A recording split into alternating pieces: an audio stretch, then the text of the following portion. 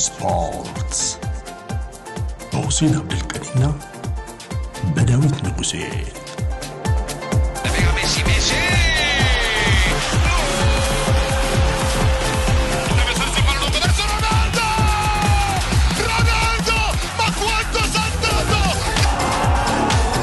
champions again HD ስፖርትስ ተናስልን በያላችሁበት አድማጭ ተመልካቾች እንዴት ናችሁ ብለናል።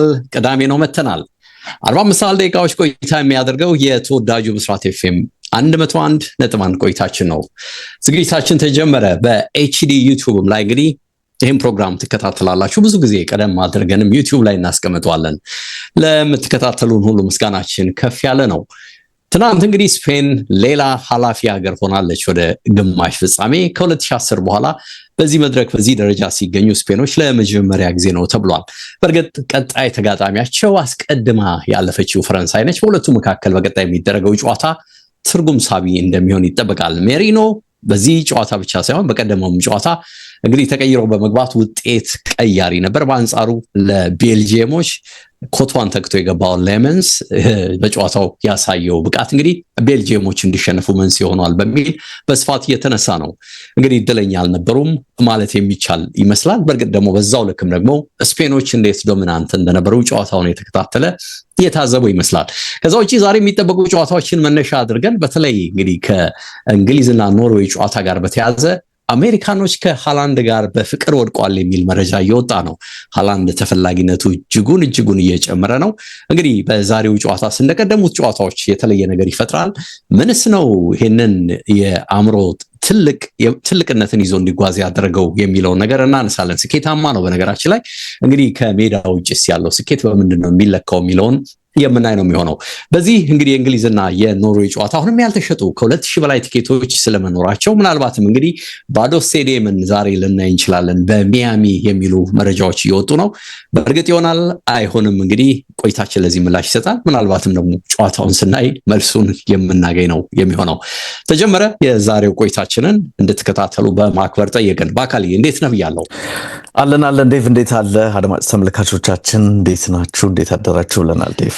ይሄ የፈረንሳይ ቲኬቱ ጉዳይ እንዴት ነው? ፈረንሳይ እንግዲህ የመጣችው እኮ ነው የፀጉር ቆራጭ ያለን ነገር አለ። ወደዚህ እንግዲህ ወደ ኢስት ልትመጣ ካለን ጉጉት የመነጨ ነው። በነገር እሱ ያለው ነገር የለም።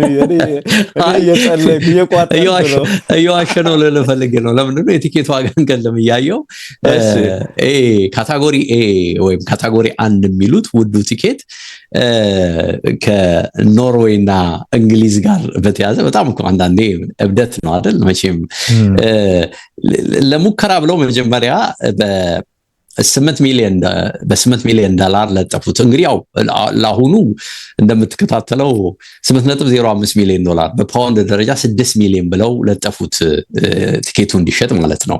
በኋላ ግን ያው ሲያዩት ያው ሪሴል ቫልዩ ነው በፊፋ ሳይት ላይ ነው የምታስቀምጠው። እንግዲህ ህገወጥነትን ለመከላከል ብሎ ሪሴል ስታደርግም በራሱ ሳይት ላይ እንድትጠቀም ከዛ የሚወስደውን ወስዶ ለአንተ የሚከፍልን እንደሚከፍል ፊፋ አሳውቋል በዚህ አሰራር መሰረትና 6 ሚሊዮን አሉት። ሁኔታውን ሲያዩት ቴስት ልናደርግ ነው ይላሉ። እንግዲህ ሁኔታውን በኋላ አልሆነ አለመሰለኝና አሁን እንግዲህ 1.1 ሚሊዮን ወይም ደግሞ በፓውንድ ወደ $820,000 ገደማ ቀርቦለታል። በፓውንድ 1.1 ሚሊዮን ዶላር $820,000 ፓውንድ ገደማ ቀርቦለታልና ስለዚህ ተወልልህ ነው ጉዳዩን። እሺ ትቻለህ ቴክስት እንዳታረግለት ብቻ ከባድ ነው። እሱ ማን ቴክስት ታረግለት ማነህ እንዳይልህ ስለሰጋው ነው ለሁሉም። እንዴት ነው ሰላም ነው ብሎኛል እስካሁን። ቀሉን ያዝ እንዳድርገው። ስፔን ተሳክቶላታል እንግዲህ ቅድም መግቢያ ላይ እንዳልኩት ከ2010 በኋላ ግማሽ ፍጻሜ መድረክ ላይ በእርግጥ ያኔ ደቡብ አፍሪካ ላይ ዋንጫ ነው ያነሱት። ከዛ በኋላ ግን አልተሳካላቸውም ነው። 2014ም 18ም የባለፈው የኳታር ዓለም ዋንጫም በጎ ነገር አልነበረም የሰጣቸው አይደል? አውሮፓ ላይ ነው በቅርብ ስኬታማ ሆነው የምናውቃቸውና የሚጠበቅ ነበር ከቤልጂየም የነበረው ጨዋታ። በስተመጨረሻ እንግዲህ ሜሪኖ ተቀይሮ ገብቶ ጎል ማስቆጠር እንግዲህ ኮቷ መጎዳት ከዛው ውጪ ደግሞ እሱን የተካው የላሜንስ ገብቶ ደግሞ ያንኳስ በቀላሉ ያደረሰው ያሳዝናል አይደል? ያ በጣም የተፈጠረው ስህተት እንግዲህ ዋጋ አስከፍሏልና አስገራሚ ሆነ አይደለ? በእርግጥስ ጨዋታውን በጥቅሉ ላየው ስፔን ፍጻሜ ግማሽ ፍጻሜ ገብታለች። የሚነግረን ነገር ስፔን ሪሊ ኦኬ ቤልጂየምን ጥሎ ማለፏ አንድ ቁም ነገር ነው። ግን እስካሁንስ ያየንባት ነገር ኢቭን በዚህ ጨዋታ ያየንባት ነገር ደረጃው ቱ ዘ ስታንዳርድ ነው፣ ስፔንን በምንጠብቅበት ደረጃ ነው ወይ የሚል ጥያቄ እንዲነሳ የሚጋብዝ ይመስላል አይደል? አላቅም እንግዲህ 100% የላሚን ያማልና የኒኮ ዊሊያምስ ያው ላሚን ያማል የጨዋታው ኮከብ ተብሎ ተመረጠ። ኒኮ ዊሊያምስ እዚህ ቡድን ላይ መኖር አለበት። ዴቭ አሌክስ ባሄና የአትሌቲኮ ማድሪዱ ተጫዋች ጥሩ ተጫዋች ነው፣ ግን ደግሞ ይሄኛው ተጫዋች የሚሰጣቸውን አይነት ጥራት ለቡድኑ እንደማይሰጥ ያስታውቃልና ወይ ግን ዊሊያምስስ ቢሆን ይሰጣል። አሁን እኮ የሚገርመው ነገር ግር ይሉሃል አንዳንድ ያለፈውን በተለይ አውሮፓ ላይ የነበረውን ስፔን አይተ ምን ያህል ሶሊድ እንደሆነ ወል እንግዲህ ኳስ ይቆጣጠራል። አሁንም ሮድሪን ተጽዕኖ መቀነስ ከባድ እንደሚሆን ታያለ። እንደ ተጋጣሚ በተለይ ነፃነት የሚሰጥህ ቲም ከሆነ ኳስ ፖሰስ እንድታደርግ እድል የሚሰጥህ ከሆነ የስፔኖች የኳስ የቁጥጥር የበላይነት ሜዳ ላይ መኖሩ ምንም ጥርጥር አይኖረውም። ግን ከመስመር የሚነሱ እንቅስቃሴዎች ክሬቲቪቲው በተለይ የፈጣሪነቱ ቡድኑ ወደ ጎል ሲሄድ ያለው ፈጣሪነት በመስመር መሀል ለመሀልም ከአውሮፓ ዋንጫ በንጽጽር ስታስቀምጠው ወርዷል። ይሄ ብቻ ሳይሆን በዛው ልክ እዛ ቡድን ውስጥ የነበሩ ብቃታቸው ከፍ ያሉ ልጆች ላሚን ያማልን ጨምሮ እንግዲህ በትናንቱ እንቅስቃሴ ሻል ያለ ነገር ስለማሳየቱ መናገር ይቻላል። ግን ሁሉም ደግሞ ብቃታቸው በዛው ልክ የወረደ ነው። አሁን የጠቀስከው ዊሊያምስ ኢቨን ፔድሪ መጥቀስ ትችላለህ። ራሱ ላሚን ያማልን እንዴ በቀደመው ጊዜ እኮ ኢቨን ዙቤሜንዴዚ ቡድን አካል ነው። የሮድሪ የሜዳ ላይ ብቃትን በደንብ ማንሳት እንችላለን እና ሁሉም ኢቨን ኦልሞም የነበረውን ብቃት ማየት እንችላለን እና እዚህ ቡድን ውስጥ የነበሩት ተጫዋቾች በሙሉ እርግጠኛ መሆን አልችልም። እንግዲህ በሊጉም ላይ እዛው በስፓኒሽም ሊግ ላይ የሚታይ ነገር ነበር አይደል? ሁሉም ላይ በሚባል ደረጃ በጣም ዋው የሚያሰኝ አመት ያላሳልፉ ተጫዋቾች የበረከቱበት ነውና እዚህም ሲመጣ የዛው ስሜት የተንጸባረቀ የሆነ አላቅም። እንግዲህ አሁን ፈረንሳይን አጋነን እንኳን ሲሉ ነበር ነው አንዳንድ አድማጮች አይተኮን በባለፈው ቪዲዮአችን ላይና ማይሸነፍ የለም እያሉ አንዳንድ ሀሳቦች ሲሰጡ አየው። ግን ፈረንሳይን ከማጋነን አንጻር ሳይሆን ታየዋለ በቃ ስፔን ማሸነፉ እዚህ መድረሱ ኦኬ ከተጋጣሚውን ያው የግድ ልዩነት ፈጥሮ ስላሸነፈ እንደ አድቫንቴጅ ወይም እንደ በጎ ነገር ልታነሳለት ትችላለህ እንጂ በጣም ባሰብከው ልክ ወደ ዋንጫው ሄዶ በጠበቅነው ልክ ፌቨራይት ከሁሉም በተሻለ ኢቨን ከፈረንሳይ በተሻለ እኮ ለስፔን ነበር ትልቅ ግምት እንሰጥ የነበረው ስብስቡን አይተንና ያለፈ የቀደመ ታሪክንም አይተንና ያን ስዕል እየሰጠኝ አይደለም ለኔ እኔ ተሳስቼ ሆኖ ግን እንደዛ አስበናል። እኔ አላቅም እኔ ሐሳብ የነበረው ምንም በቃ ሁሉም ፈረንሳይ ያው በተለይ ኤምባፔ ምናምን አለ ሁላችንም ላይ ደግሞ በጣም ፈረንሳይን ደግሞ የበለጠ የኦሊሴ እዚህ ቡድን ውስጥ መምጣትና ተጽዕኖ ላቅ ማለት በቃ የበለጠ ቡድኑን አስፈሪ ነበር። የበለጠ ደግሞ የሚያጀግነው አይነት ጭማሪ መኖሩ ነው እንጂ ከቅድመ ውድድር ግምት አንፃር ረንጃ ፈረንሳይን የገመተን ነው ይመስለኝ። ስፔንን ብዙ አላመጣንም። የስፔን ስጋቱ እኮ ይታወቃል ዴቭ ያሉት ተጫዋቾች ላሚን ያማል ለመጀመሪያው ጨዋታ ይደርሳል አይደርስም የሚል ስጋት የነበረ ኒኮ ዊሊያምስ እስካሁን እየተቸገረ ያለ ቡድን ውስጥ በቋሚነት መጀመር ያልቻለ ተጫዋች የሮድሪ ገባወጣ የማለትን ሁኔታ ከጉዳት ጋር በተገናኘ የፊትነሱ ደረጃ ከኤስኤል ነው የተመለሰው።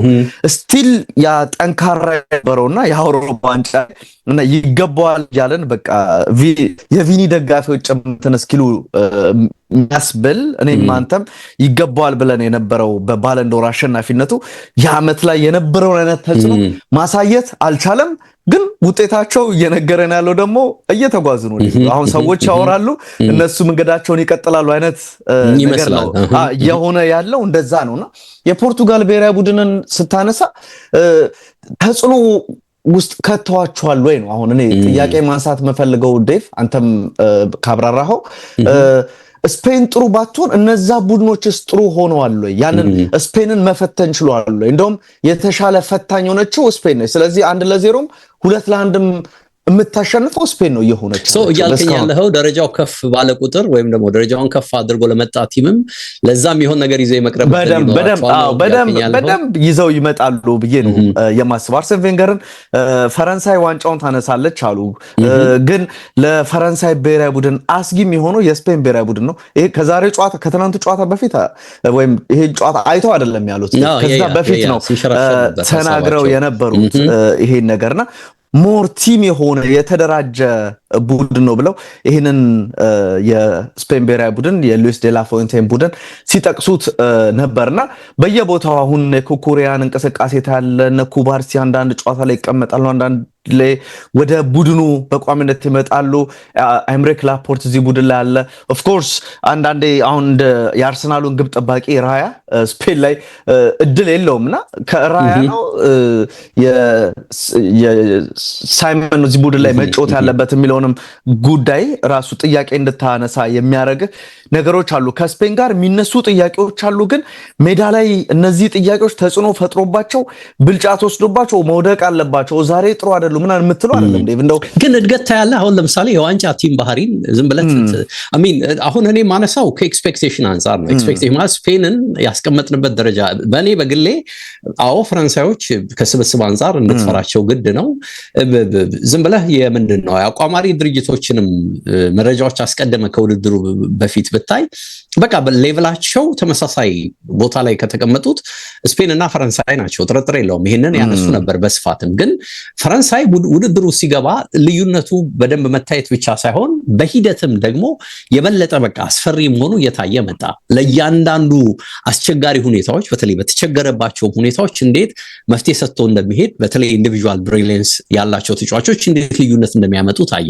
ወል እንግዲህ ይሄንን የግል ተጽዕኖችን በቡድን ተጽዕኖዎች መወጣት የመቻል ነገር አንዱ ነው። በስፔን ብሔራዊ ቡድን በኩል በዚህ ሊታይ ይችላል ልትለኝ ትችላለህ። ግን የሆነ የጨመረልህ የማስፈራት ነገር አለ፣ ዋው ያስባለ ነገር። ይሄ አንዳንድ ጊዜ በውድድር ሂደት ውስጥ ቡድኖችም እየተሰሩ እንዳለህም ሆኖ ኳሊቲ እየተሰራህ እየዳበርክ የሆነ ምንድነው አለት እየሆንክ እየጠነከርክ የሚሄድ ነገር ልታይ ትችላለህ።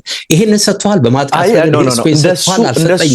አማካይ ላይ ይሄንን አልሰጠኝም። በመስመር የሚመጡ እንቅስቃሴዎች ይሄንን አይሰጡም። ጎል ለማግኘት እንግዲህ በትናንቱ ኢቨን እንቅስቃሴ እኮ ይሄ ስህተት ባይፈጠር የተፈጠሩ ክሊር ቻንሶች ስንት ናቸው? ከ2-3 በላይ ኮን ታርጌት በመጀመሪያው አጋማሽ የላሚን የማል ተሽሎ መቅረብ መቻልን አየሁኝ እንጂ እንደ ቡድን በጥቅሉ የነበራቸው ኢንቴንት እንግዲህ ኳስን ማንሸራሸር፣ እንቅስቃሴዎችን መገደብ፣ ስሎ ሙቭ ማድረግ ይሄ እንግዲህ ስፔን ላይ መጠብቀው ነው። ተጋጣሚ ቤልጂየም እንደውም ይሄ ምንድነው ሞር ፕሬስ የማድረግ ወይም ደግሞ አግሬሲቭ መሆን የማጨናነቅ ባህሪ ስለሌለው ስፔኖች ይሄንን ሊያደርጉ እንደሚችል ግምት ትወስዳለህና የሆነውም እሱ ነው። ግን እንዳየሁት ከሆነ ወል ይሄ አሁን መጠብቀውን አይነትና ሪሊ ፈረንሳይንም ተሟግቶ ወደ ዋንጫ የመሄድ እድል የለውም እያልኩ አይደለም። ዝም ብለህ ስታይ በእንቅስቃሴ እስካሁን በመጡበት ሂደት ስጋት ያሳያል።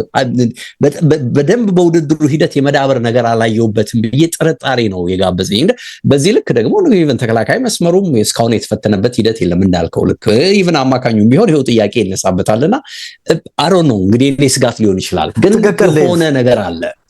ትክክል ያልከው ይሄ ተጽዕኗቸውን ወይም አስፈሪነታቸውን አሳይቷል የሚለው መጨረሻ ላይ ባነሳው ሐሳብ በደንብ ነው መስማሙ።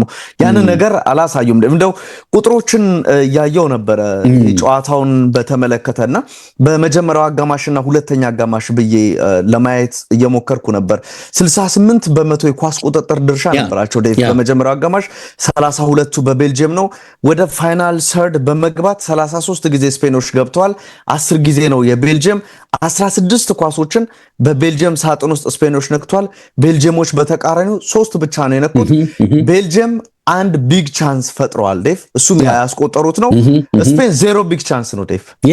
ይሄ አሁን ማስፈራት ያልከው ይሄ ነው ያልከውን ሐሳብን ለመደገፍ ነው። ይሄ በጣም ማጥቃቱ ላይ የተብላላ አይነት ነገር አላቸው የሚለውን ጉዳይ ስትመለከት ፍጹም የሚባል ነው።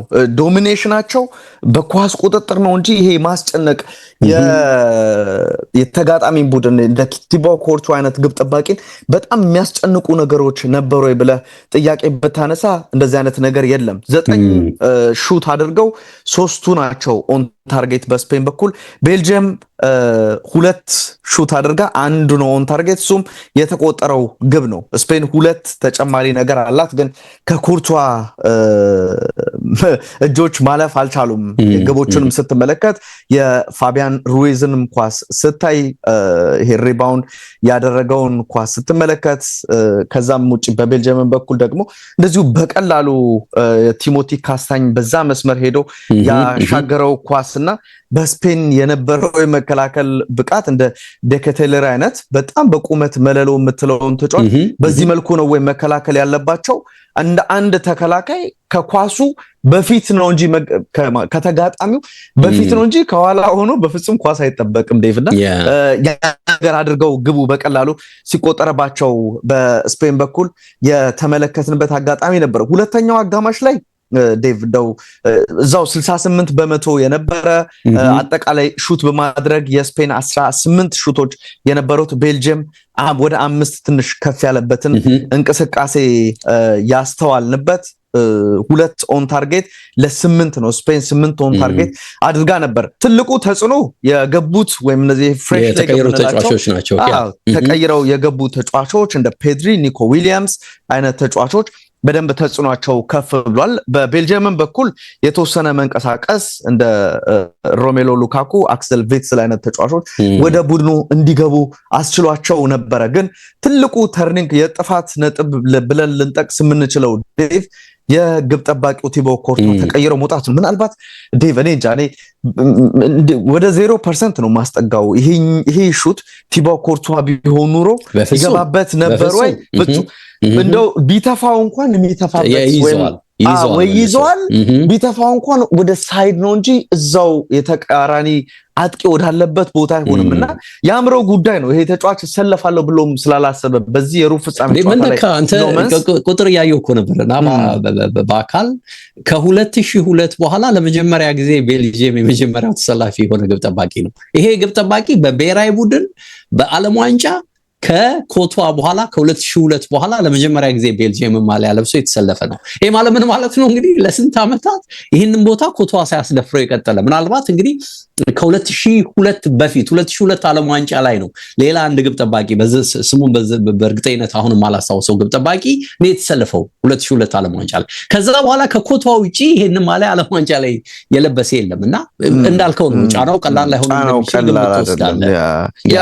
ያ አይነት እንቅስቃሴ ነው የተመለከትነው ዴቭ ግን የስፔን ብሔራዊ ቡድን አሁንም ከኳስ ጋር ያላቸውን ምቾት ተቀይረው የሚገቡ ተጫዋቾች ተጽዕኖአቸው ከፍ ያለና ጥራቱ እንዴት ትልቅ እንደሆነ የሚያሳይ ነው አሁን ይሄ ነገር በእንግሊዝ ብሔራዊ ቡድን በኩል ተመልክተናል እንደ ኖርዌይ የሚያጡት ይሄን ነገር ነው የሚመስለኝ ዴቭ ጨዋታው ላይ በኋላ ልናነሳው እንችላለን አሁን ሃላንድን የምትተካው በየትኛው ተጫዋች ነው ወደጋር አማካኝ ክፍል ላይ ቢወጣብህ የሱን ክሬቲቪቲና የሱን ከሃላንድ ጋር ያለን መግባባት ያንን ኬሚስትሪ ሊያስቀጥል የሚችል ተጠባባቂ እዚህ ቡድን ውስጥ አትመለከተም the same with ቤልጅየም ላይ የምታየው የሚወጣውን ተጫዋች የሚተካው ያን ያክል የተለየ ተጽዕኖ መፍጠር የሚችል ምናምን አይደለም ግን የስፔንን ግን ስታይ ፔድሪን የማስቀመጥ ቅንጦት ያለው ቡድን ነው ፔድሪን የመሰለ አማካኝ ከተጠባባቂ ወንበር ተነስቶ እንዲጫወት እድል የምትሰጠው አይነት ቡድን ይመስላልና የስፔን አስፈሪነት ባይኖርም ግን በደንብ እየተብላላ የመጣ ደግሞ ከፈረንሳይ ጋር በሚኖረው ጨዋታ ዴቭ በእርግጠኝነት ራሱ አለቆ አሁን ከቀሩት ቡድኖች ላሚን ያማል ያለውን ሰምተው ሆነ ከጨዋታው በኋላ አሁን ከቀሩት ቡድኖች ፈረንሳይ የምትፈራው ማን እንደሆነ ታውቃላችሁ እኛ ነው አለ ይሄ ማለት ባለፈው አሸንፈዋቸዋል የላሚን ያማል ያን አስደናቂ ግብ ተመልክተናል እዛ ጨዋታ ላይ ያምሮ የበላይነት የሚኖረው በስፔን በኩል ነውና ያንንስ ነገር ፈረንሳዮች እንዴት ነው መወጣት የሚችሉት ሚሊዮንም ማየት ያስፈልጋል ጥራቱ ላይ ደግሞ ሳይኮሎጂ የበላይነቱ ሲደመርበት ስፔን በደንብ ልትጓዝ እንደምትችል ፍንጫ ያየጨዋታ ይመስለኛል እንግዲህ ማየት አለብን አስገራሚው ነገር ኮቷ ማጣታቸው ብቻ ሳይሆን እንግዲህ ከዚህ ጨዋታ ቀደም ባለው ጊዜ ኦናናንም እንዲዋተውታል እሱ ብቻ አይደለም ጨዋታው ከመጀመሩ በፊት ዩሪ ቴሌማንስ ወጥቷል ቴሌማንስም እንግዲህ ላይን አፕስ ነበር ላይን አፕ ከወጣ በኋላ የተቀየረው። ገራሚው እንደገና ሌላው ገራሚው ነገር ደግሞ ኬቨን ደብሮይነ በቃ አይደል አንዳንድ ጊዜ እግር ኳስ በቃው ይሄ ነው ማለት አሁን ሰበር ኒውስ ብዬ እኔ ራሴ ላነሳ እችላለሁ ከዓለም ዋንጫ በኋላ ያቆም ከብሔራዊ ቡድን ራሱ ያገላል በቃ ያው ማይታየ ነው ገባህ አይደል ድሉም ተሰጠ ድሉ ሳይሰጠው በቀደም ቤልጂየም ያሸነፈበትን መንገድ ስታይና ተጫዋቾች የነበራቸውን ብቃት ስታይ 4-1 ያሸነፉበትን ጨዋታ በደንብ ይነግርሃል በቃ እኔ እንደውም ገርሞኝ ነበር እንዴ ለምንድን ነው ደብሮይን የተሰረፈው ቴሌማንስ የታለ የሚለውን አይቼ በኋላ ነው የዘገባዎችን አንብቤ የተረዳሁትና ኦፍ ኮርስ ቤልጂየሞች ራሱ እዚህ ጨዋታ ላይ ብቻ ያጧቸው 2-3 ነገሮች ቀላል አይደለም ዩሪ ቴሌማንስን ማጣት በዚህ ላይ ኮቷ እዚህ ጨዋታ ላይ በተለይ ለጎሉ እሱ መውጣት መሆኑን ስታይ የገቡት ተጫዋቾችንም ደግሞ በቀደመው ሌቭላቸው ደረጃቸው ላይ አለመሆናቸውንም ስታይ ቤልጂየሞች እንግዲህ ያጡት ብዙ ነገር እንደሆነ በዛው ልክ ደግሞ ይሄ ደግሞ ምን ያህል ስፔኖችን እንደተጠቀመ ለማንሳት አህል ነው ብዙ ሄደን ጥሩ አነሳን ይሄንን ጨዋታ ይመስለኛል በአካልዬ ትክክል የነገዎቹን ጨዋታዎች እንመልከት አይደል እንግዲህ የዛሬ የሚደረጉ ጨዋታዎች እንግዲህ የኖርዌይ እና የኢንግላንድ ጨዋታ አለ የአርጀንቲናና የስዊዘርላንድ ጨዋታ አለ ባለፈው ያነሳ እንደነበረው ከሞሮኮ የሆነ የምትጠብቀው ሰርፕራይዝ ይኖራል ወይ ፈረንሳይን የማስደንገጥ ነገር ይኖራታል ወይ ብለን እንደዚህ አይነት ነገር አንጠብቅም ብለን ነው ተሳስተናል እዚህኛው ጨዋታ ላይ እንደዚህ አይነት ነገር ታስባለህ ለምሳሌ የስዊዘርላንድ እና አርጀንቲና አሁን በሁለቱ የአፍሪካ ቡድኖች የነበረው መፈተን እንደ ስዊዘርላንድ ባለ ደግሞ ትንሽ አሁን ከነዚህ ብሔራዊ ቡድኖች በደንብ ጥራቱም ደግሞ ከነዚህ ከፍ ቡድን ነው የሚገጥሙና እዛስ ነገር ላይ ምን ታስባለህ እና የኖርዌይ እና የኢንግላንድም ጨዋታ እንደዚሁ ሃላንድን ማቆም ብቻ ኖርዌይን እንዲያቆሙ ማድረግ ይችላል ወይ በእንግሊዝ በኩል ይሄም ነገር የሚጠበቅ ይመስላል እሱ ሲቆማል ወይ ነው ማለት አሁን እንግሊዝ ላይ የሚነሱ ነገሮች አሉ እየሰማን ነው ብዙ የጉዳት ወሬዎች ነው በተከላካይ መስመር ላይ የጌሄ መኖር ገና አለየለትም ይላሉ ዴክላን ራይስ ስቲል ከራሱ የጉዳት ጉዳይ ጋር እንዲሁ የሚነሳ ነገር አለ እዚህም እዛም የሚነሱ ነገሮች አሉ ከዛ ውጪ ጀኒውሊ ማንን ነው የሚያሰልፉትም ቱኸል የሚለው ነገር ይነሳል አይደል ተከላካይ መስመር ላይ ለአንዳንዶች ረጅም ስለሆነ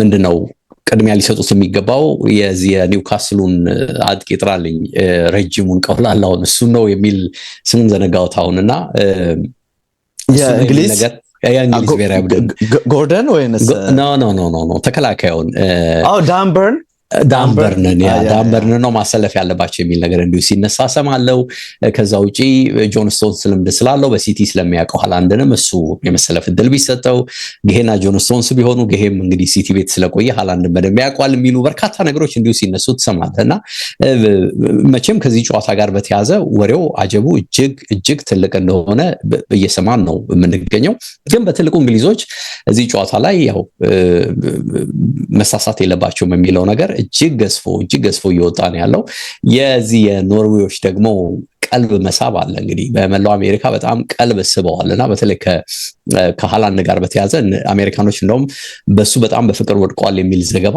አሁንም ቀጥለን የምናነሳውን ዘገባ በስፋት እያነሱ ነውና ይሄ ነገር ይቀጥላል ብለው የሚያስቡ አሉ ይሄ የኖርዌዮች ይሄ ቫይኪንግ የምንድነው የጀልባ ቀዘፋ በከበሮ የታጀበው ሴሌብሬሽናቸው እንደገና የደጋፊ ሜዳ ላይ ስሜት ይቀጥላል የሚል ግምት አለና ይሄም እንዲቀጥል የሚፈልጉ አሜሪካኖች አሉ በእርግጥ ምን ይሆናል እርግጠኛ አይደለሁም በግል ካልከኝ እንግሊዝ የማለፍ እድል ያለው መስሎ ነው የሚሰማኝ የግሌን ስሜት ነው ነገር መነሻዬ አንዱ ከድጋፍ ነው ሌላው ከሜክሲኮ ጨዋታ ጋር በተያያዘ ያየሁት እንቅስቃሴ ነው በተለይ እዛ አስቴካ ሜዳ ላይ የፈጠሩት ነገር ያልተጠበቀ ነው ነገር ብዙዎች ያልጠበቁት ኢቭን እንግሊዛውያንም ብዙዎች ያልጠበቁት ነውና ከቲኬት ጋር ተያይዞ እሱንም በኋላ እናነሳዋለን ብዙ ሜክሲካውያን ወደ ሚያሚ እንደሚሄዱ አስበው ነበር ቀድሞ ነው ቲኬት የገዙት ብዙዎቹ በነገር ላይ የዛሬውን ጨዋታ ከኖርዌይ እናደርጋለን ብለው ያሰቡ የነበሩት ሜክሲኮዎች ናቸው በዛው ልክ ደግሞ ብራዚልን በተመሳሳይ መልኩ የዛሬውን ጨዋታ እናደርጋለን ብላ ከሜክሲኮ አስባ የነበረችው ብራዚልም ነበረችና በእነሱ ምክንያት ራሱ እንዴት ቲኬቶች አሁን በፊፋ ሳይት ላይ እንደተለቀቁ በቃ ምንም ስለማይጠቅመን አንመጣም ወደዚህ ጨዋታ በሚል እንግዲህ ስለዚህ ቲኬቶችን ለሽያጭ ስለማቅረባቸው መረጃ ወጥቷልና ብዙ የሚባሉ ነገሮች አሉ። ለሁሉም ግን ይሄ ጨዋታ በጣም ትኩረት ሳቢ ነው። በግሌ በእኔም በኩል በጣም ትኩረት ሳቢ ነው። እንደውም አላቅም እዚህ ላቲንና አካባቢው ስላለን አርጀንቲና ያለፈው ዓለም ዋንጫ አሸናፊ ስለሆነች የሜሲም ጉዳይ ስለሚጎላ ብዙ ይሄ ጨዋታ ሊባልለት ይችል እንደሆነ አላቅም። የአርጀንቲና ጨዋታ ግን በዛው ልክ ትልቁ ትኩረት ሳቢ የሚሆነው ጨዋታ ይሄኛው ጨዋታ ይመስለኛል። እኔ የኖርዌይ እና እንግሊዝ ጨዋታ አላቅም ባንተ በኩል ምን እንደሚሆን። እንግዲህ ይሄ ጨዋታ ምንም ጥያቄ የለውም ዴቭ። ራሳቸው እንግሊዞች ወደ ዋንጫ ለመቅረብ ከዋንጫ ጋር ለመገናኘት ፍጻሜ ደርሰው አይተውታል በአውሮፓ ዋንጫ። ስለዚህ ከዋንጫ ጋር መታረቅ ነው የሚፈልጉት ከ1966ቱ የዓለም ዋንጫ በኋላ። እንግዲህ እዚህ ጨዋታ ላይ ዴቭ አይታቸው ከሆነ 4 ተጫዋቾች ቢጫ ካርድ የሚመለከቱ ከሆነ ከአርጀንቲና ወይንም ስዊዘርላንድ ከሚደረገው የግማሽ ፍጻሜ ጨዋታ ውጭ ሆናሉ ብሎ ስሞች ተጠቅሷል። ጁድ ቤሊንጋም፣ ኒኮ ኦራሊ፣ ዴክላን ራይስ እና ማርጌሂ ደግሞ የተወሰኑት ጉዳት ያለባቸው ናቸው። መሰለፍ አለመሰለፋቸው አጠራጣሪ ነውና ምናልባት ይሄኛውም ትልቅ ፈተና ነው።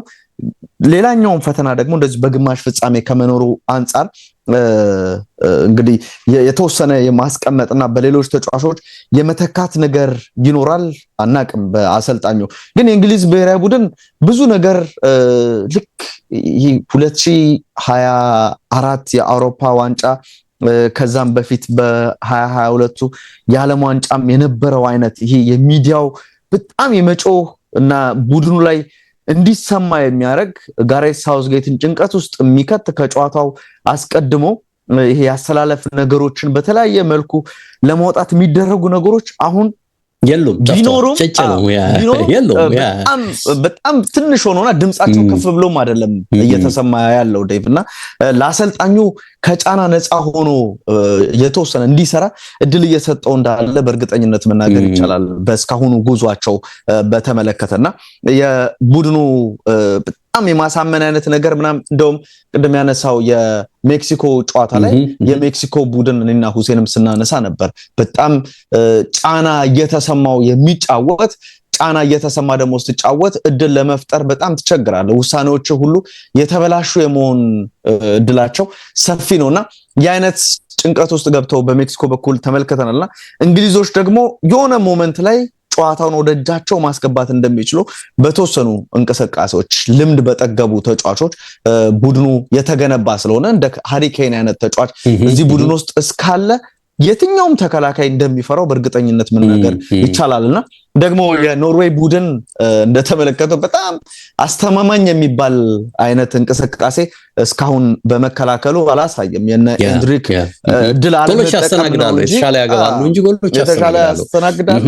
ሃላንድና ኦዴጋርድ ከቆሙ ሌሎቹ ተጫዋቾች ይንቀሳቀሳሉ እርግጠኛ ሆነ መናገር አትችልምና እድሎችን እንግሊዞች መፍጠር የሚችሉ ከሆነ በቀላሉ ከኳስና መረብን ማገናኘት ይችላሉ ብለ እንድታመን የሚያደርግ አይነት እንቅስቃሴ ይመስላል። እንግሊዞች በቀዳሚነት የሚጠበቅባቸው በተለይም ደግሞ ሃላንድን ከግቡ ጋር የሚያገናኙ የመጨረሻ ኳሶችን ከኦዴጋርድ ወይንም ደግሞ ከሌላ የአጥቂ አማካኝ እንዳያገኝ ማድረግ ነው። በቃ እንግሊዝ ማድረግ ካል እንጂ እሱ ከጎሉ ጋር ፊት ለፊት ከተገናኘ የሚፈጠረው ነገር በጣም አደገኛ ነው ሊሆን የሚችለውና ያ ነገር እንዳይሆን ቀድሞ ነገሮችን የማበላሸት አይነት ነገሮችና ሌኖችን የመዝጋት በእንደዚህ አይነት መልኩ በኮንሰንትሬሽን የመጫወት እንደ ዴክላን ራይስ አይነት ተጫዋች ወደ ቡድኑ የሚመጣ ከሆነ ወይም ኤሊዮት አንደርሰን አዲሱ የሲቲ ፈራሚ እዛ ቦታ ላይ ስለሚኖር ይሄ በጣም በከፍተኛ ትኩረት የሚመለከቱትና እንግሊዞችም በቀላሉ ትኩረት የሚያደርጉበት ጉዳይ ይሄኛው ይመስላል። ስለዚህ ሃላንድን ማቆም፣ ዴንማርክን ማቆም፣ ኦዴጋርድን ማቆም፣ ዴንማርክን ማቆም ነው በሚለው ሂሳብ ኖርዌይን ማቆም የጎረቤታሞች ናቸው። ደወረ ናቸው ይሰራሉ አብሮ ይሰራሉ በውስጣቂነት የነሱ ደጋፊ ናቸው ብዬ ነው እርግጠኛ ስካንዲኔቪያ ይሆናል። ምንም ጥርጥር የለውም። እንደዛ ነው የሚሆኑትና እንግዲህ እነዚህን ተጫዋቾች ማቆም ኖርዌይን ከግማሽ ፍጻሜ ጉዞ ለመግታት ስለሚያስችላቸው በጣም የጥንቃቄ ደግሞ ብዙ ጊዜ እንዳነሳ ነው አሰልጣኙ ቶማስ ቱኸል ነው የጥንቃቄ እግር ኳስን የሚወድ ብዙም ከጀርመኖቹ ለየት ያለ ነው። እነዚህ ከነ ናግልስማን ከነ የርገን ክሎፕ ከነ ቴዴስኮ አይነት አሰልጣኞች የተለየን አይነት መንገድ እና ሞር ይሄ ጥብቅ የሆነ መከላከልን ከዛ በኋላ መልሶ ማጥቃትን የሚጠቀም ቡድን ሆኖ በቼልሲም በዶርትሙንድም በፒኤስጂም ይሄንን አይነት እንቅስቃሴ ከአሰልጣኙ ተመልክተናልና አሁንም ከዚህ የተለየ ነገር በእንግሊዝ በኩል አንመለከተም። ልዩነት መፍጠር የሚችሉ ተጫዋቾች ስላሉ እኔም እንዳንተ የመጨረሻ አሸናፊነቱ የእንግሊዝ ሊሆን ይችላል የሚል ግምት ነው ማስቀመጥ። አርጀንቲናና ሌላው ላይ ለጊዜው ብዙም ትኩረት ሳናደርግ እስቲ የዚህ ሃላንድ ጉዳይ ላንሳ። ምክንያቱም ትኩረት ያደረግነው በተለይ እዚህ ጨዋታ ላይ ነው። በተለይ ሃላንድ ላይ ትኩረት አድርገናል። አላቅም ዛሬም ያው ማጂኩ ይሰራ እንደሆነ እንግዲህ ዘገባችን እየጠቆመን ከሆነ ማየት ያለብን ይመስለኛልና እንግዲህ ሩብ ፍጻሜ አድርሷቸዋል ኖርዌዮችን። ዛሬ ከተሳካ ደግሞ ግማሽ ፍጻሜ ነው የሚገቡት። አሜሪካኖች ይህንን ተጫዋቾች በጣም እንደወደዱት ነው የቴሌግራፍ መረጃ በደንብ የሚጠቁመውና የታወቁት እነዚህ የምሽት የቲቪ ፕሮግራሞች ሳይቀር እርሱ እንግዳቸው እንዲሆን በጣም ጥረት እያደረጉ ነው የሚል መረጃ ነው የወጣው። እንደምታውቀው እንግዲህ ሚሊዮን የሚሆኑ አሜሪካውያን በየምሽቱ የዚህ ጄሚ ፋለን ጂሚ ኬሚል የሚባሉ የመዝናኛ ፕሮግራሞች አሉ ምሽት ላይ ኦቨር ላይክ ሚድናይት አካባቢ የሚቀርቡና እነዚህ ሰዎች ከታዋቂ አክተሮች፣ ስፖርት ፐርሰናሊቲዎች፣ ዘፋኞች ጋር ቃለ ምልልስ ያደርጋሉና ይሄ ደግሞ በጉጉት የሚጠበቅ ፕሮግራም ነውና እነዚህንም የመሰለ የምሽት ሾዎች ሳይቀር አሁን ሃላንድን እየጋበዙት ነው የሚገኙት ነው የሚሉትና በእርግጥ እስካሁን የኖርዌይ ፕሮግራም ስላልተመቸው እንግዳቸው ሆኖ የቀረበበት እድል የለም። ነገር ግን በቅርቡ እንደነ ቶም ክሩዝ፣ ቴይለር ስዊፍት በእንግድነት ቢቀርብ ልንገረም አይገባም የሚል ዘገባ ነው ቴሌግራፍ ይዞ የወጣውና በዚህ ውድድር እንግዲህ የሊዮኔል ሜሲ አርጀንቲናን የመታደግ ብቃት ጣሪያ ነክቷል። አይተናል። በቀል አርጀንቲናውያን ምን ያህል እንደሆነ ይሄ ተጫዋች በደንብ አይተናል። ነገር ግን ከዚህ ባልተናነሰ መልኩ ደግሞ አሜሪካውያን በኖርዌይ ፖስተር ቦይ ይሉታል ሃላንድ መደነቃቸው በጣም ቀጥሏል ነው የሚለው። ይህ ብቻ ሳይሆን ደግሞ በአስደናቂ ደጋፊያቸው ድጋፍ ህብረ ዝማሬና በሌሎችም ድርጊቶቻቸው በኖርዌዮች መደነቃቸው እንዲሁ እንደቀጠለ ነው የሚለው ዘገባው። ደጋፊውና ቡድኑ በየደረሰበት የአሜሪካ ከተሞች በነዋሪዎች ላይ የተለየ መደነቅ ስሜት እየፈጠሩ ቀጥለዋል። እየተጓዙ ነው። በነገር ላይ አጭር ቢሆንም ኢምፕሬሽናቸው ትልቅ ነው የሚለው ዘገባው። ኖርዝ ካሮላይና ነበሩ፣ እንደምታውቀው ቦስተን ነበሩ፣ ኒውዮርክ ነበሩ፣ ዳላስ ቴክሳስ ነበሩና እነዚህ ሁሉ ደጋፊዎች በጣም ከተደመሙባቸው በኋላ እንግዲህ ለዛሬው የሩብ ፍጻሜ ጨዋታ ደግሞ የሜሲ ግዛት በሚባለው እንግዲህ ሚያሚ ይሄንን ተጽዕኖአቸውን ለመቀጠል ገብተዋል ነው የሚለው መረጃውና ሚያሚዎች የኖርዌዮች ቫይኪንግ ደስታ አገላለጽን ዛሬ ሊያዩ ይችላሉ ተብሎም ነው የሚጠበቀው። እንግዲህ ካሸነፉ ብቻ ነው ይሄ ነገር የሚተገበረው፣ ቢሸነፉስ የሚለው ነገር መታየት አለበት። እንደሚኖር ግምት ትወስዳለህ ቢሰናበቱም በነገራችን ላይና የዚህ ዓለም ዋንጫ አስደናቂ ነገር እንግዲህ የኖርዌዮች ከጨዋታ በኋላ የሚደረገው ይሄው የቫይኪንግ የጀልባ ቀዘፋው የደስታ አገላለጽ እንደሆነ ዘገባው ያትታልና ሃላንድ ዛሬ በቱኸሏ እንግዲህ እንግሊዝ ላይ ራስ ምታት ይሆናል ተብሎ ነው የሚጠበቀው። የእንግሊዞችን ግማሽ ፍጻሜ መድረስ ህልምም ካጨናገፈ እርሱና እርሱ ይሆናል ነው የሚለው መረጃውና ጎልፊት ፍጹም አይምሬ ነው። ያው በየትኛውም መንገድ ጎል ያገባል፣ እያየነው ነው ምን ያህል አስደናቂ እንደሆነ። ከሜዳ ውጪ ግን ይላል ዘገባው ፍጹም ከዚህ የተለየ ባህሪ ነው ያለው ነው የሚለው። ግልጽ ነው፣ ተጫዋች ነው፣ አዝናኝ ነው፣ መቀለድ ይወዳል፣ በቀላሉ ሊግባቡት የሚችሉት አይነት ተጫዋች ነው። በፖስቶቹ ያስታውቃል እንደዛ እንደሆነ።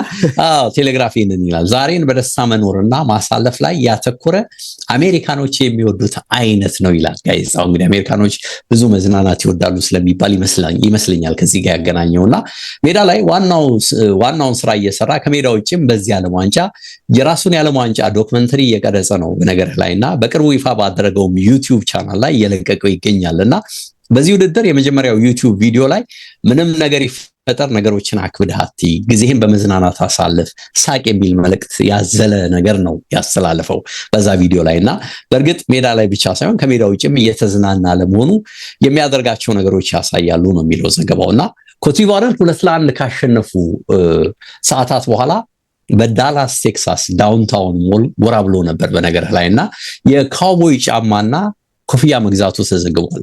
ወደ ሱቁ ሲገባ ሁላችሁም እንዴት ናችሁ የሚል በቃ በደስታ የታጀበ ሰላምታ እንደሰጣቸው ጫማውንና ኮፍያውን አድርጎ በዳላስ መንገዶች ላይ ለመታየት መቸኮሉን የሚገልጽ ሐሳብ እንደሰጣቸው ከተማው አስደናቂ መሆኗን እንደገለጸና እዚህ ያሉ ሰዎች ሁሉ ቀናና ህይወትን በደስታ የሚያጣጥሙ ናቸው ሲል እንደተናገረ እንግዲህ ጋዜጣው ይዘግባልና በቃ ተመችቶታል፣ በደስታ ነው እየተፍነከነከ ያለው ይላልና ሃላንድ ብራዚልን ካሸነፉ በኋላ እንግዲህ ደስታው ልዩ ነበር። አምበል ኦዴጋርድ እንግዲህ ትልቁን ከበሮ እንዲመታ ዱላውን የሰጠው ትልቁን ዱላ የሰጠው ለሱ ነውና ሙሉ ቡድኑና ደጋፊውን በደስታ እንግዲህ እንዲሰክር አድርጎም ነበር አይታልና በርግጥ በዚህ ጨዋታ ሁለቱም ጎሎች ማስቆጠሩ ይሄንን የጀልባ ቀዘፋ የደስታ አገላለጽ በበላይነት እንዲመራ ባያደርገው ነው የሚገርመው።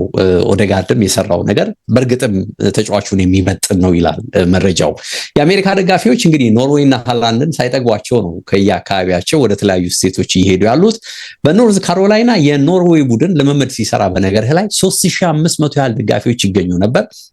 ቡድኑ በዩኒቨርሲቲ ሜዳ ነበር ልምምድ የሚያደርገውና የአካባቢው የዚህ ውድድር አዘጋጆች የልምምዱን ጉዳይ በበላይነት የመሩ አዘጋጆች የ20,000 ተመልካች የልምምድ ሜዳ ነበር የጠየቁት። በነገር ላይ ለምን ይሄንን የሚያህል ተመልካች ልምምዱን ያህል ብለው ግምት ነበራቸው፣ ግን አልተሳካላቸውም። ሜዳ ማግኘት አልቻሉም ያንን የሚመጥንና ደጋፊዎች እዚህ ልምምድ ላይ ባነር ሳይቀር ይዘው ይታዩ ነበር። ልክ እንደ መደበኛ ጨዋታ ልምምድ ጨዋታ ላይ ሳይቀር ለሃላንድ ያላቸውን ፍቅር ማሊያ እንዲሰጣቸው የተለያየ መልእክቶች ያሰራጩበት ነበር ይላልና የዳላስ ቴክሳስ ፖሊስ በእንግዶች አቀባበል ላይ የተለየ የሚታወስ ታሪክ የለውም ይላል መረጃውና የኖርዌይ ብሔራዊ ቡድን ግን ኤርፖርት ሲያልፍ ዳላስ ለጨዋታ ሲደርስ ልክ እንደነርሱ በረድፍ ተቀምጠው የጀልባ ቀዘፋ ደስታ አገላለጽን እያሳዩ ነው። ቡድኑ በፕሌን ቀስ እያለ ወደ ተርሚናሉ ሲጠጋ ለብሔራዊ ቡድኑ ተጫዋቾች ያሳዩትና ይሄም የተለየ ተብሎ ተጠቅሷል ይላልና የሃላንድ የማስታወቂያ ገቢ በቅርቡ ወራት ብቻ በአስደናቂ ሁኔታ ስለመተኮሱ ስለማደጉ መረጃው ይጠቁማል። ይሄ ደግሞ ሲቲ በዓለም ክለቦች ዓለም ዋንጫ ላይ ከመሳተፉ ጋርም ተያይዞ እያደገ የመጣ ነው ይላልና ናይኪ እንደምታስታውሰው የ6 ደቂቃ የዓለም ዋንጫ ማስታወቂያ ሰርቷልና የመጨረሻ ጎል አስቆጣሪ አድርጎ ሃላንድን ነው የተጠቀመው። በዚህ ማስታወቂያ ላይ ሮናልዶ፣ ኪሊያን ምባፔ፣ ቪኒሲየስ አይደሉም ከፍተኛ ክፍያ ያገኙት ሃላንድ ነው ይላል። ኪም ካርዳሽያን፣ ሌብሮን ጄምስ በዚህ ማስታወቂያ ላይ የተሳተፉ ናቸው። በነገር ላይ በርካታ ተጫዋቾች ተሳትፏል። መጨረሻ ላይ ግን እንግዲህ አክሮባቲክ ጎሉን አስቆጥሮ ማስታወቂያው በሱ ነው የሚያደርገውና ትልቅ ክፍያ ተከፍሎታል የሚል መረጃ ወጥቷል። የሃላንድ ሰዎች እንግዲህ ተጫዋቹ በኮሜርሻል ረገድ ስኬታማ እንዲሆን እየተጉ ነው። የዓለም ዋንጫ ዲያሪው በዩቲዩብ እንዲተላለፍ የተለያዩ ስፖንሰሮች ድጋፍ እንዲያደርጉ አልፈለጉም ለአሁኑ ይላል። የሃላንድ ወኪል ሴት ነች። ከዚህ ይልቅ ትልቅ ተጽዕኖ ያለውና በቅርቡ የሚወጣውን ኦዴሴ የተሰኘ ሙቪ የሃላንድ የዓለም ዋንጫ ጉዞ የ2 ክፍሎች ዩቲዩብ ፕሮግራም ስፖንሰር እንዲያደርግ አድርጋለችና ይሄም በተለየ መልኩ ታይቷል ይላልና ከዓለም ዋንጫው በፊት ሃላንድ ዩቲዩብ ላይ 5.9 ሚሊዮን ቪው ነበረው። አሁን ግን 37.5 ሚሊዮን ቪው ደርሷል። እንግዲህ በ27 ቀን ጊዜ ውስጥ የተፈጠረው ልዩነት ማየት ይችላል። ከውድድሩ በኋላ ቻናሉ 693,000 አዳዲስ ሰብስክራይበሮች ጨምሯል። እንግዲህ በጣም ከፍተኛ ቁጥር ነው። ከውድድሩ በፊት የነበረው ሰብስክራይበር 82,000 ብቻ ነበር። 1.8 ሚሊዮን ሰዓቶችን እንግዲህ ደጋፊዎች ቁጭ ብለው ቻናሉን እያዩ እንዳለ ነው መረጃው የሚጠቁመው። ከዓለም ዋንጫው በፊት ቶፕ 5 ተመልካች እይታ ውስጥ አልነበረም የሱ ዩቲዩብ፣ አሁን ቶፕ 5 ውስጥ ገብቷል ነው የሚለው። አሁን ሁሉም ስለ ሃላንድ ያወራል። አሁን ጊዜው የሃላንድ ነው ይላል ዘገባውና ልክ እንደ ዴቪድ ቤካም እጅግ በገበያ ተፈላጊ ሰው እየሆነ እየመጣ ነው። ይህ ወደፊትም ይቀጥላል ነው የሚለው መረጃውና የሜሲና የሮናልዶ የዘመናት እንግዲህ ንግስና እያበቃ በመሆኑ ሁሉም ነገር እርሱ የመቆጣጠር አቅም አለው ነው የሚሉት። ጥሩ ባህሪ፣ ተወዳጅነት፣ አዝናኝ፣ ለመግባባት ግልጽ መሆኑ ለትልልቅ ክለቦችና ብሔራዊ ቡድኖች ከሚጫወቱት ኪሊያን፣ ዴምቤሌ፣ ላሚን ያማል የተሻለ በገቢ ተጠቃሚ በኮሜርሻል ተጠቃሚ ያደርገዋል፣ እያደረገውም ነው ገና ከሆኑ በሚል እንግዲህ ዘገባውን ይዘጋል ቴሌግራፍ። በነገር ላይ ከዚሁ ጋር ተመሳሳይ ይዘት ያለው ዘገባ አትሌቲክም ይሄ ዘገባ ከወጣ በኋላ ይዞ ወጥቷልና የዚህ ተጫዋች ተጽዕኖ ምን ያህል እየጨመረ እንደመጣ ታያለህ በአካል። ለዚህ ተጫዋች የሚነገሩት ነገሮች ይገባዋል። ዴቭ ቡድኑን ይዞት እየተጓዘ እንዳለ የሚያሳይ ነው። ዴቭ እንደው ግን ከሃላንድ ስኬት ጀርባ ምንድነው ያለው የሚል ነገር እየተመለከትኩ ነበር አሁን ያልከው አትሌቲክ ላይ ዴቭና ይሄ የሰው ልጅ ጤናማ የሆነ አንድ ወጣት ሰው በደቂቃ ከ60 እስከ 100 ጊዜ ቢት ያደርጋል የልብ ምቱ በደቂቃ ማለት ነው። የሃላንድ ግን ዴቭ በደቂቃ እስከ 150 ቢት እንዲያደርግ ስራዎች ተሰርቷል ነው የሚለው። ይሄ ማለት ስፕሪንት የማድረግ የማፈትለክ ብቃትን እንዲጨምርለት ያደረገ ትልቅ እርምጃ ነው የሚል ነገርን ያነሳል። እንደው ግን ለዚህ ስኬቱ ምንድነው የሚለውን ጉዳይ ሲያነሱ እዚህ ጋር የሰሩትን ስራም ብቻ ሳይሆን አንድ ነገር ማድረግ አለብኝ ካልክ ማድረግ አለብህ፣ ይሄ ለሰውነቴ ጥሩ ነው ለአእምሮዬ ጥሩ ነው ብለህ እስካሰብክ ድረስ እዛ ነገር ላይ መድረስ አለብህ የሚል ነገርና ለሱ ስኬታማነት ትልቁ ነገር ሜንታሊቲ ነው ይላል መረጃው። ደክም ያለው ለሰውነት ከነገርከው ትደክማለህ፣ አልደከመኝም ብለህም ከነገርከው አትደክምም የሚል ነገርን ያስቀምጣል። ሰውነታችን ከምናስበው በላይ ሁሉ መቋቋም ይችላል። ብዙ ነገሮች አእምሯችን ውስጥ ነው የሚያልቁት የሚሰሩት የሚመስል ሐሳብን አንስቶ ተመልክቻለሁ። ዴቭ ከራስ ጋር የሚነገር ይሄ ፖዚቲቭ የሆነ ሰልፍ ቶክ ይሉታል ዴቭ እና ይህንን በመለከተ ብዙ ስራውን እንደሚያደርጋቸው እንደሚከውናቸው ራሱ ሃላንድ ይናገራል። የኤንቢኤ ኮከቡ ሌብሮን ጄምስ ድካም ውስጥ አእምሮ ውስጥ ነው የሚል ነገርን እሱም ያነሳልና በደንብ እንደሚጋራው ይናገራል። በእንደዚህ አይነት ፖዚቲቭ ሰልፍ ቶክ ወይም ደግሞ አዎንታዊ የሆነ ከራስ ጋር የሚደረጉ ንግግሮች በደንብ እንድትበረታ ያደርጋል ይላሉ። እንደውም መረጃው ምን ያነሳል? የባንጎር ዩኒቨርሲቲ ዌልስ ውስጥ የሚገኝ ዩኒቨርሲቲ ፕሮፌሰር የሆኑት ጄምስ ሃርዲ ይሄን ነገር ነው የሚያስተጋቡት እና በደንብ ለመበርታት ከራስ ጋር የሚደረግ ንግግር ያስፈልጋል። ግን ይሄ በዳታ አይደገፍም ይላሉ ሰውየው። ከደዚህ ይሄ የማይቆጠሩ አይነት ነገሮች አሉና ሁልጊዜም አልደከምኩም የሚለውን ነገር ለራሱ እየተናገረ እየቀጠለ ያለ ተጫዋች አልደከምኩም የሚለውን ነገር ደግሞ ስታነሳ ሁልጊዜም እየሰራ በዛው ብቃት እንዲጨምር ወይም ደግሞ ያለህን ይዘህ እንድትቀጥል ያደርጋል ይላል። መጨረሻ ላይ እሱም ሃላንድ አልደከምኩም ለሚለው ሐሳብ በአትሌቲክም you are not tired ብሏል። አልደከምኩም ብሎ ይዘጋው። የሚገርም ነው ይሄ ነገር እንዴት ነው ነገር ሃላንድ በዛና ነገሩ እንደ ሰርፕራይዚንግ ፓኬጅ በቃ ፓኬጁ ተያይዞ እየቀጠለ ሊሄድ ይሆን? አንዳንድ ጊዜ ግራ ያጋባል እኮ አታውቀውም። ኦፍ ኮርስ ብዙዎች በአስደናቂ ቲምነት የኖርዌይ ብሔራዊ ቡድን ሊከሰት እንደሚችል ቀድሞው ሲጠቅሱ ነበርና እስካሁን የመጡበትን መንገድ ስታይ ይሄ ነገር ተጠናክሮ ሊቀጥል ነው ወይ የሚያስብል ይመስላል። ሁሉም መገናኛ ብዙሃን እንግዲህ እንደ ሁኔታዎች ወይም ደግሞ እንደ ቡድኖች ወቅታዊ ብቃት መረጃዎችን እንግዲህ የመዘዙ በተለይ ደግሞ ለየት ያለ እንደ ሃላንድ አይነት ተጫዋች ከተገኘ በዛ ዙሪያ የሚሽከረከሩ ነገሮችን ይዘው የመውጣታቸው ጉዳይ ግድ ነው እና ለዛም ይሁን እንግዲህ በጣም ትኩረት ስቦ ነው እየተነገረለት ያለው ሃላንድ። በነገርህ ላይ እዚህ ጨዋታ ላይ ቀደም ልጠቅስ እንደነበረው ከ2000 የማያንሱ ቲኬቶች የኖርዌይና እንግሊዝ የብሔራዊ ቡድንን ጨዋታ መከታተል ለሚችሉ በፊፋ ሳይት ላይ አሁንም ሳይሸጡ ቁጭ ብለዋል ነው እያሉ ያሉት እና እንግዲህ ከዚህ በኋላ ፈላጊ ያገኛሉ አያገኙም ምናይ ነው የሚሆነው። ይሄ ካልሆነ ግን ባዶ ወንበሮችን ልናይ እንችላለን እዚህ ጨዋታ ላይ የሚል ነገርን እያነበብኩ ነበርና 1822 ገደማ ቲኬቶች ናቸው ባለፉት 24 ሰዓታት ሳይሸጡ እንዳሉ እየታዩ ነው የሚሉትና እንግዲህ ሁልጊዜም ከተገዙ በኋላ የሚጠቀምባቸው ወገን አማራጭ ሲያጣ ነው መልሶ የፊፋ ዌብሳይት ላይ የሚያቀርባቸውና ልክ ቀደም ስጠቅስልህ እንደነበረው የሜክሲኮና የብራዚል ደጋፊዎች ለሽያጭ ያቀረቧቸው ናቸው የሚል መረጃ ነው የወጣው። ዝቅተኛው ርካሹ ተብሎ የሚጠቀሰው ቲኬት $2000 ገደማ ነው ተብሏል እና በትልቁ የሚጠቀሰው ደግሞ እስከ $4000 ድረስ ሊሄድ ይችላል። እንዳልኩት አሁን እነዚህ ለሪሴል ወዲያው ቀረቡ ከተባሉት የሚነገረው ነው። በነገርህ ላይ ነው ዝቅተኛው ማነው ከፍተኛው $4000 ሳይሆን በንጽጽር ሜክሲኮ እና እንግሊዝ አስቴካ ላይ ያደረጉት ጨዋታ ቢሆን ይሄ ቲኬት ዋጋው $4000 ነው ይላል። በእጥፍ ከፊል ነበር ይላልና ምን ያህል እንግዲህ ለዚህ ጨዋታ ይሄንን ቲኬት ገበያ ላይ ያቀረቡ ሰዎች የሰጡት ግምት ዝቅ እንዳለበት ነው እና አይገርምም አይደል? እንዳልኩት ትንሽ ራቅ አለ እንጂ ዴቭ እንደው አንዱንም ከዛሬ ጋር ተለከው ሄደን 2000 ራቅ አለ ተለከው ሄደን 2000 አይ በቃ ትንሽ ርቀሃል ዴቭ አንተ ካለበት ትንሽ ርቀሃል። ያ ትንሽ አስገራሚ ነገር አለውና ቀደም ስተክስልህ እንደነበረው ከፍ ያለው በተለይ ካታጎሪ 1 የሚባለው የቲኬት ዋጋ በጣም አስተልቆኛል። ሌላ ለተወጣራረሽ በጣም ነው ያስተልቀው ዋጋ የሆነት እኮ ነው።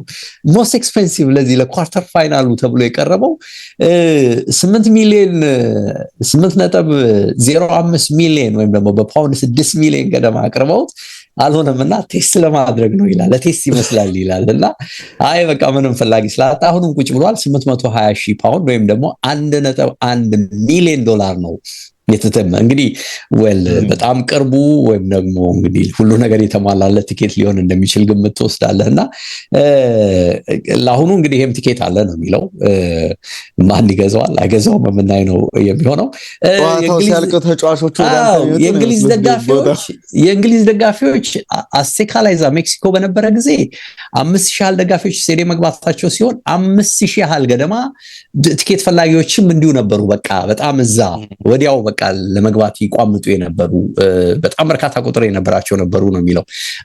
አሁን እዚህ እንግሊዝ ደጋፊዎች ይገባሉ ተብሎ የሚጠበቀው ሚያሚ ወደ 30,000 ገደማ ነው። ግን ከሰሞኑ ሚያሚ ላይ እዛው ምንድነው ከተማዋ ውስጥ በስፋት የሚታዩት የኖርዌይ ደጋፊዎች ናቸው። እንግሊዛውያኑ ይመጣሉ በለቱ ውድድሩ ሲቀርብ ይከሰታሉ ተብሎ ምክንያቱም ሚያሚ ላይ ያለው የኑሮ ውድነትም እሳት ነው በነገር ላይና ሆቴሉም ሌላው ነገርም በጣም ጥብስ በመሆኑ መነሻ ብዙ በስፋት አልገቡም ከተማ ውስጥ አሁንም የኖርዌይ ቱሪስቶች ተጽዕኖ ወይም ብዛት በደንብ ነው የሚታየው ይላልና ግን ይጠበቃሉ ብዙዎቹ ወደ ፍሎሪዳ ወደ ላይ ከፍ ብለው ነው እንግሊዝ ደጋፊዎች መቆየት የመረጡት የሚል መረጃ ወጥቷልና ያው ጊዜው ሲደርስ ግን ሊቀውጡት እንደሚችሉ ግምት ተወስዳለ። ለሁሉም ግን ይሄ ጨዋታ አብዝቶ ግምት ተሰጥቶታል።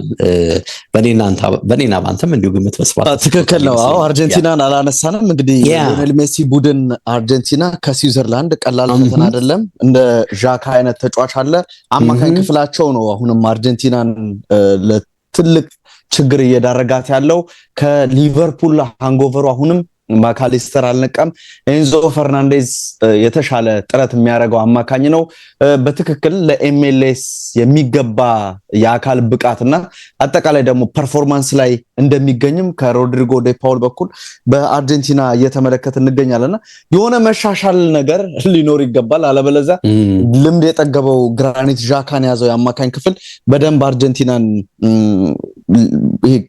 ከቁጥጥር ውጪ እንዳያረጋቸው ያስፈራል ዴቭና የስዊዘርላንድ ብሔራዊ ቡድን እንደ ግብጽ ከዛም በፊት እንደነበሩት አይነት ብዙ ክፍተት የሚሰጥ ስላልሆነ ግቦች የሚገኙ ከሆነ እንደ ዲቡ ማርቲኔዝ አይነት ግብ ጠባቂ ነገሮችን ማስቆም ማይችሉና መከላከሉም ላይ ያለው የነ ክርስቲያን ሮሜሮ የሊሳንድሮ ማርቲኔዝ በጣም ጠንካራ ያለ መሆን ነገርና ለአጥቂዎቻቸው ለነ ምቦሎ አይነት አጥቂዎች ክፍተት የሚሰጡ ከሆነ በደንብ ሊቀጡ እንደሚችሉ በአርጀንቲና በኩል አለና የሆነ ስጋት አንጃቦባታል። አርጀንቲና ባለፉት ሁለት ጨዋታዎች ማሳረገው ይሄኛው ጨዋታ እንዳይሆን ያስፈራልና በጣም ጥንቃቄ ከሊዮኔል ስካሎኒ ቡድን ማየት ያለብን ይመስላል። የሜሲ ማጂክም እንደዚሁ የሚያስፈልጋቸው መስለ ወደ ቀጣዩ ዙር ለማለፍ ግን መከላከሉ መጠንከር አለበት እና በቃ ያው ብዙ መሻሻሎችን የሚፈልጉ ይመስላል አርጀንቲናውያኖችም። ለሁሉም እንግዲህ የሚጠበቁ የዛሬ ጨዋታዎችን እንድትከታተሉ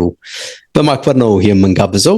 ግማሽ ፍጻሜው ደግሞ ይመጣል። ማክሰኞ ሮብ እያለ የሚቀጥል ነው የሚሆነው።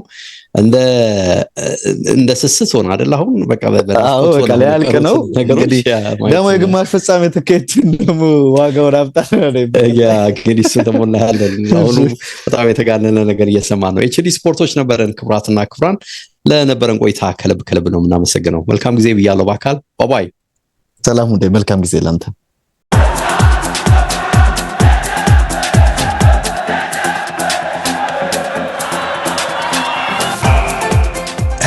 ኤችዲ ስፖርትስ በሁሴን አብዱልቀኒና በዳዊት ንጉሴ